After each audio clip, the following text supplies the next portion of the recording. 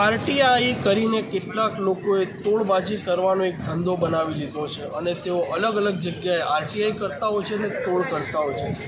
આવી જ એક ઘટના સ્કૂલમાંથી સામે આવી હતી, જેમાં એક મહેન્દ્ર પટેલ નામનો વ્યક્તિ હતો, તે આરટીઆઈ કરતો હતો અને સ્કૂલ સંચાલકો પાસેથી લાખો રૂપિયાની રકમ પડાવતો હતો।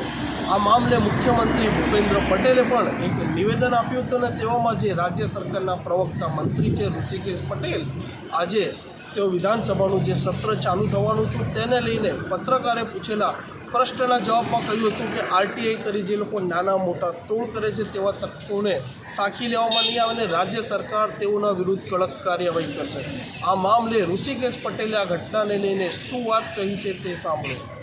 ચોક્કસ આવા કોઈપણ આરટીઆઈના નામે, આરટીઆઈ એક્ટ એ સ્વાભાવિક રીતે ક્યાંય નાની મોટી ખોટું થતું હોય અથવા તો ક્યાંય ધ્યાન દોરવા જેવું હોય તો માહિતી માગવાનો જે અધિકાર છે એના નામે જે હાટડીઓ ચાલતી હોય એ બંધ જ થવી જોઈએ એવો આદરણીય ભૂપેન્દ્રભાઈનો મક્કમ નિર્ધાર પણ છે। અને તમે જોયું હોય તો હમણાં 1-2 દિવસ પહેલાં જ આવી એક બનાવની અંદર રેડ હેન્ડેડ આપણે એના ઉપર કાર્યવાહી પણ કરી છે।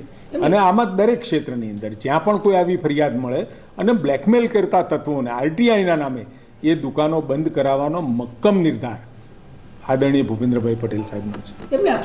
સ્કૂલ સરકારમાં ખાલી શિક્ષણ વિભાગમાં નહીં પરંતુ દરેક વિભાગમાં કોઈ પણ કનડગત થતી હોય આરટીઆઈના નામે તો ચોક્કસ સરકારનું ધ્યાન આ દોરી અને એની ફરિયાદ કરી શકે છે, ચોક્કસ એને ન્યાય મળે એ પ્રકારમાં ભૂપેન્દ્રભાઈની સૂચનાઓ જ છે।